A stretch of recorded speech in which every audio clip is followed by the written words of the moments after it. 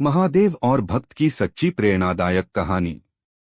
एक छोटे से गांव में रामदास नाम का एक गरीब किसान रहता था। वह बहुत कठिन परिस्थितियों में जीवन बिताता था, लेकिन उसकी आस्था भगवान शिव में अटूट थी।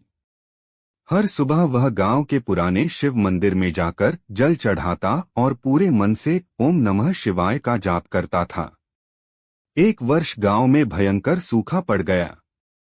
खेत सूख गए, पशुओं के लिए चारा नहीं बचा और लोगों के सामने भूख की समस्या खड़ी हो गई। रामदास के पास भी खाने के लिए बहुत कम अन्न बचा था।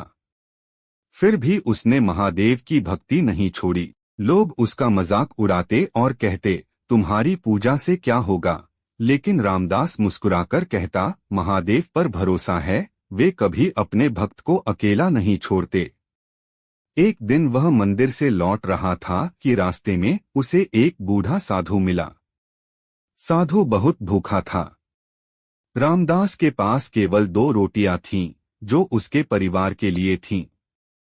फिर भी उसने दोनों रोटियां साधु को दे दी। साधु ने प्रसन्न होकर उसे आशीर्वाद दिया और चला गया। अगले ही दिन अचानक मौसम बदला। घने बादल छा गए और जोरदार वर्षा होने लगी। पूरे गांव में खुशी की लहर दौड़ गई।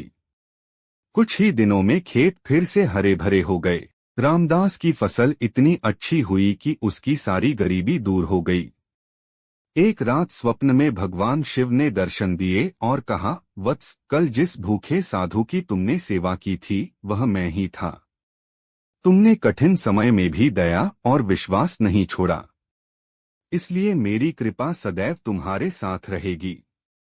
सीख, सच्ची भक्ति केवल पूजा में नहीं बल्कि दया, सेवा और अटूट विश्वास में होती है।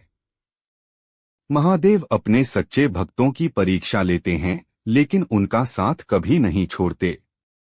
हर हर महादेव।